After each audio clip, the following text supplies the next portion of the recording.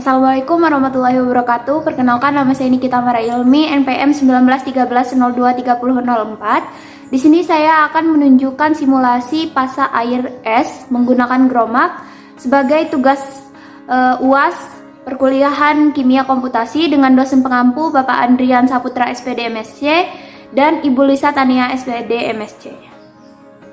Pendahuluan. Nah, dalam kimia komputasi, model air digunakan untuk menstimulasikan dan menghitung secara termodinamika gugus air, air cair, dan larutan berair dengan pelarut eksplisit.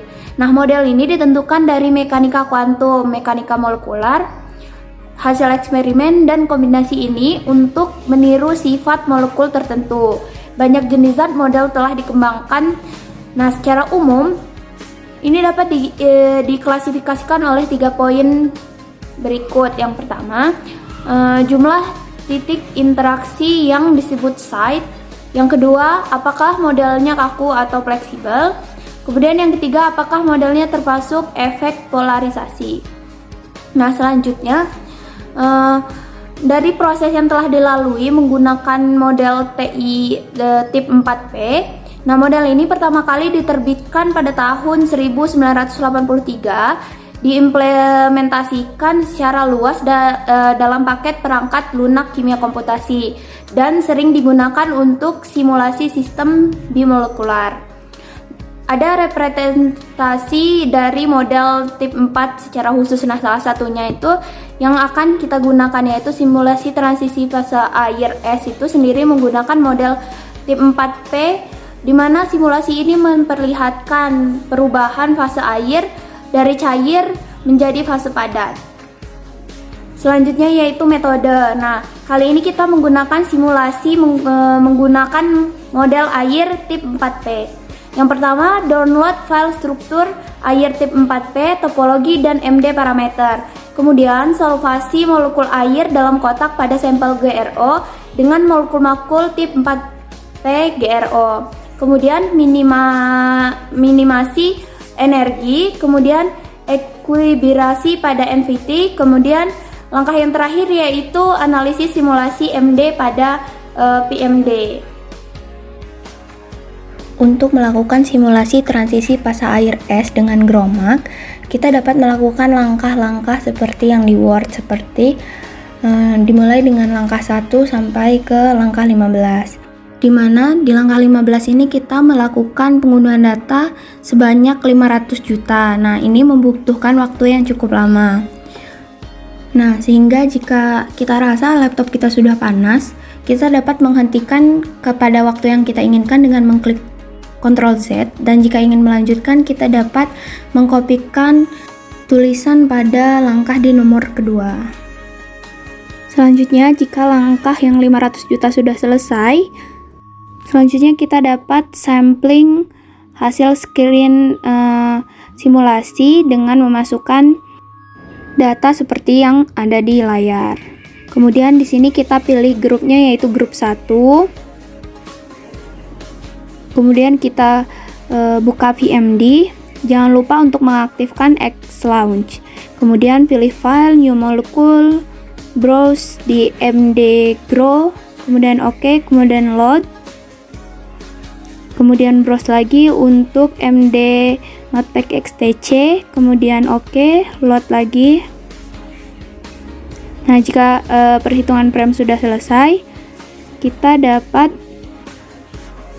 dapat mengklik grafik, kemudian representation, kemudian kita create wrap. Yang pertama yaitu drawing metodenya lines, kemudian yang kedua dibuat dynamic bonds. Kemudian pada bagian distance to top kita rubah menjadi 2. Nah, begini penampakan dari representasinya. Kemudian dapat kita jalankan pada frame-framenya. Masing-masing frame didapatkan pada frame 51 adalah struktur yang paling stabil, di mana kristal dari es ini tersusun rapat dan rapih menyerupai segi 5 yang terbuat dari kristal H2O. Kemudian jika kita lihat pada distance top di 1,8, terlihat bahwa molekul air belum membentuk kristal atau jarang-jarang. Nah, berikut ini adalah perbandingan dari distance top 1,8 dan 2 atau cair dan es. Kemudian di sini kita akan melihat data kuantitatif untuk energi potensial dan suhu. Nah, di sini kita masukkan program data potensial, kemudian kita pilih 4 spasi 0 untuk potensial energi. Kemudian kita aktifkan X-Launch, kemudian kita masukkan input datanya. Menunggu beberapa saat, kemudian X-Launch, grafik akan muncul di dalam X-Launch berbentuk grafik seperti ini, dimana jika kita perhatikan energi potensial dengan waktu, seiring bertambahnya waktu, kecenderungannya adalah semakin menurun. Nah, kemudian bagaimana dengan temperatur? Nah, kita inputkan data untuk temperatur, kemudian kita pilih 10 spasi 0 untuk temperatur, kemudian jangan lupa untuk X-Launch aktif, kemudian kita tunggu beberapa saat dan muncul tampilan diagram untuk temperatur. Molekul-molekul air dalam air selalu dalam keadaan bergerak secara acak atau random. Nah, hal ini menyebabkan molekul air dalam air memiliki energi kinetik atau EK dengan harga tertentu. Nah, molekul-molekul air dalam air berinteraksi satu sama lain. Nah, interaksi ini menghasilkan gaya kimia, yaitu ikatan hidrogen dan gaya London. Gaya kimia ini merupakan gaya tarik dan menyebabkan air memiliki energi potensial atau EP. Jadi, molekul-molekul air memiliki EK dan EP. Pada waktu air didinginkan, pergerakan air makin lambat dan energi kinetiknya makin kecil. Pendinginan menyebabkan volume air menyusut. Jarak rata-rata antar molekul air berkurang, gaya antar molekulnya makin kuat, dan energi potensialnya makin besar. Jadi, penurunan suhu memperkecil energi kinetik air tetapi memperbesar energi potensialnya. Nah, air membeku menjadi es dalam es molekul air dalam keadaan diam. Jadi, energi kinetik air adalah 0, berarti pada waktu air membeku terjadi perubahan. Molekul-molekul air yang semula bergerak secara acak menjadi diam. Air membeku bila energi potensial dapat mengatasi energi kinetiknya.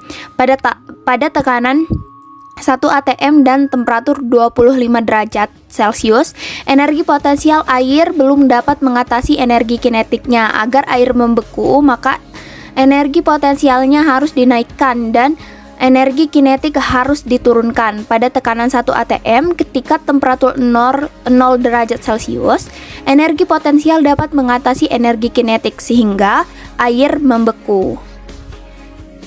Selanjutnya itu kesimpulan. Nah, berdasarkan simulasi yang telah kita lakukan, yaitu simulasi transisi air es menggunakan GROMAC dengan model tip 4P, didapatkan hasil perubahan fase transisi dari air cair menuju ke fase air padat, yaitu es atau es. Dari hasil yang telah didapatkan, molekul air pada fase es membentuk kristal yang rapat dan tersusun. Nah, visualisasi fase es yang paling stabil adalah pada frame 51, yaitu frame terakhir. Sekian adalah presentasi dari saya. Saya ucapkan terima kasih. Saya akhiri. Wassalamualaikum warahmatullahi wabarakatuh.